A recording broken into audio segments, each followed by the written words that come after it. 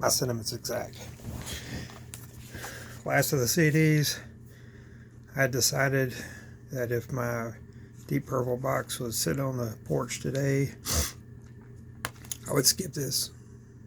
Not for any reason really, just get back to the LPs.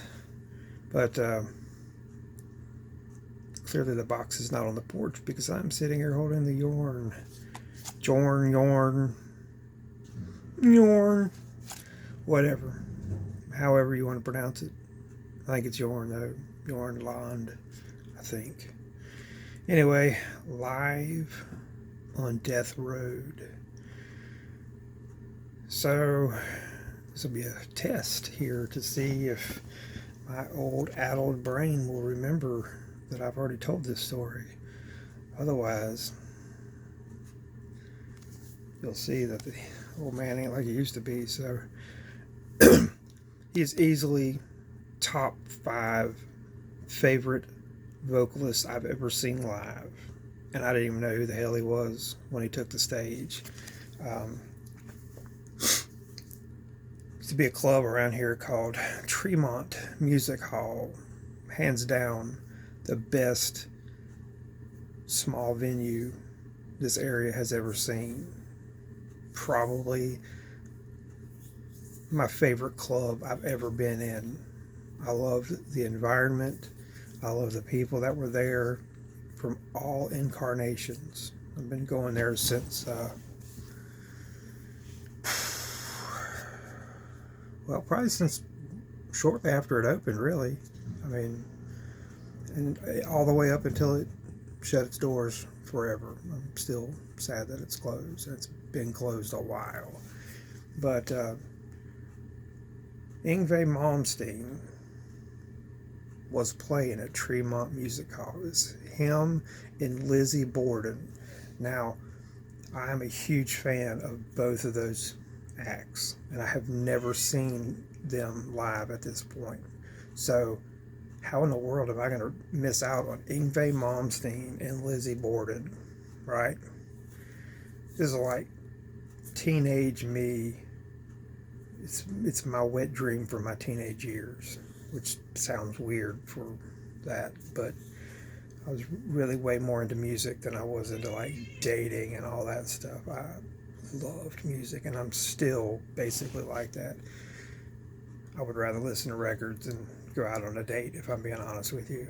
Less bullshit. So Lizzie Borden plays. Amazing show. Sounded great. Looked great. Played all the great songs. But Lizzie was a little less theatrical than I had anticipated. As luck would have it, between the sets, everybody from the band was out there except for Lizzie, obviously. And again, I'm going to just blurt out whatever's in my head most of the time. I was like, great show, but where were the theatrics? And I can't remember which band member it was, said, well, we're not really able to say. And I was like, oh, okay, so it's because Yngwie's a prick and didn't want to be outdone live. They just kind of laughed and said, well, I can either confirm or deny. I was like, that's okay, I understand. I said, it makes sense. I was like, but still, it's a killer show. I said, he's going to really have to step up his game if he's going to knock y'all off the bill tonight. Yngwie takes the stage. Now, of course, he's got all this wall of amplifiers, which most of them are empty. He comes out. This is still when he, I guess he's still overweight. I don't know. I'm not here to judge that. I don't care. I'm overweight. I've struggled with my weight all my life. Whatever. He's tearing it up, man. I mean, he still really can shred, He's a prick, but in some sense, he's justified in it. I mean, he really has skills that definitely when he came out that nobody else had. And though he's been far surpassed now, he still has pretty much the same skills he had when he was a youth. And then this fella, who I'd never seen before, I had no idea who was singing with Yngwie. My favorite Yngwie singer was Jeff Scott Soto. He's my favorite singer of all time. He will always be my favorite singer of all time. There will never be anybody that I will probably like better than Jeff Scott Soto. Jeff is my favorite singer, live, record, everything. So this guy comes out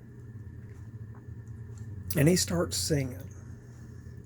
I think they're playing, shit. It's off of the Odyssey. Maybe Rising Forces. I don't know. Anyway, I can't remember. But he starts singing, and I'm like, what? His voice was amazing. I'm sure anybody that's seen him live could probably attest to this.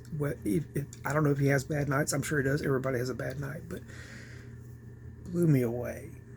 And I was like, who in the fuck is this guy? I got to find out who this guy is, because he can sing. But I knew within, the first little bit of the show that this pairing was not going to last long, because anytime Jorn would try to speak, Yngwie would start noodling on his guitar, and you could tell that he was not happy about it. Now, I am sure that Jorn has an ego too, justifiably so, because he has an incredible voice. You can agree to disagree on that. I don't care. He can do Whitesnake. He can do Ronnie James Dio. He can do damn near anything, in my estimation. He's got a couple albums where he's done songs from other bands. He doesn't sound like Steve Perry, but he can do Journey. Jeff Scott Soto, he doesn't sound like Steve Perry, but he can do Steve Perry. He can do those songs and do justice to them. So, amazing singer. I think the pairing lasted maybe a month, and I was lucky enough to catch that live show that one time. And I've been a fan of his ever since. And I love all of his records. There's a couple that I love more than anything else, but this guy's incredible. If you don't know who he is, I probably would suggest checking him out, especially if you're into the hard rock, heavy type stuff, especially some of the people I've mentioned already. But that's my Jorn Land story. I apologize in advance if I end up telling it again. Maybe I'll tell some different shit the next time. I don't know. I'm old. We're getting old. So, but anyway, live on Death Road. Let's check it out. Sorry about the snot just then.